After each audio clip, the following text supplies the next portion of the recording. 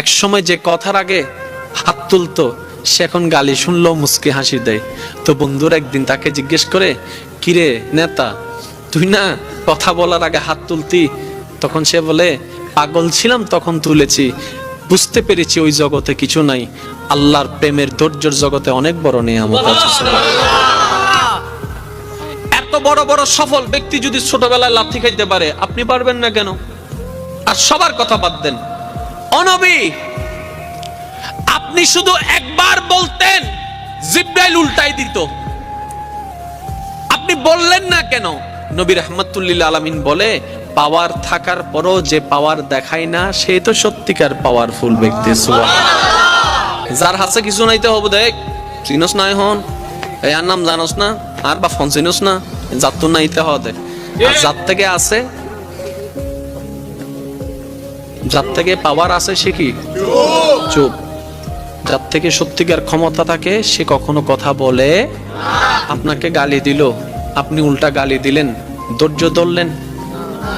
কিন্তু আপনি যদি বলতেন, দিলে দাও গা, আমাকে গালি দিছো দাও গা, সে উল্টা ভাবনায় পড়ে যাবে, কি রে কারে গালি দিই, সে তো লড়ে না।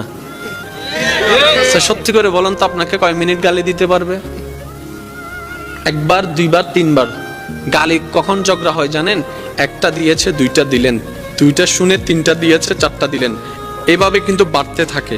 এবার সে আপনাকে একটা দিল, আপনি হাসলেন, সে দ্বিতীয়বার দিল, আপনি হাসলেন, সে তৃতীয়বার দিল, আপনি হাসলেন, শেষ পর্যন্ত সে নিজে লজ্জা পেয়ে ওখান থেকে চলে যাবে। চতুর্থ গালি আপনাকে দিতে পারবে না, সে যদি আকলওয়ালা হয়।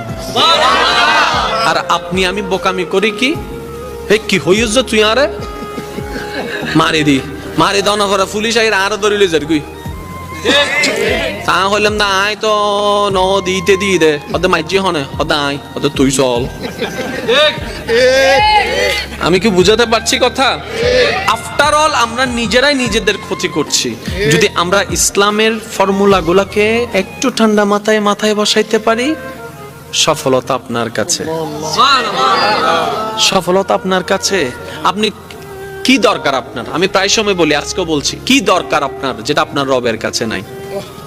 এমন একটা জিনিস দেখান আপনার দরকার যেটা আপনার রবের কাছে নাই, আপনার রব দিতে পারে না। আপনি বলবেন যে না, এমন কোন আমার চাওয়া নাই যেটা আমার রব পূরণ করতে পারবে না, আমার সমস্ত চাওয়া আমার রব পূরণ করতে পারে। তাহলে এবার এই কথাটা শুনে নেন, যেহেতু আপনার চাওয়া সব রবে পূরণ করতে পারে, আপনি রবের হয়ে যান না, রবের হয়ে যান না, রবের হয়ে যান না। কোরআনের ভাষায় বলতে গেলে সিবগতাল্লাহ, আল্লাহর রঙে রঙিন হয়ে যান, আল্লাহর রঙে সেজে যান। আপনার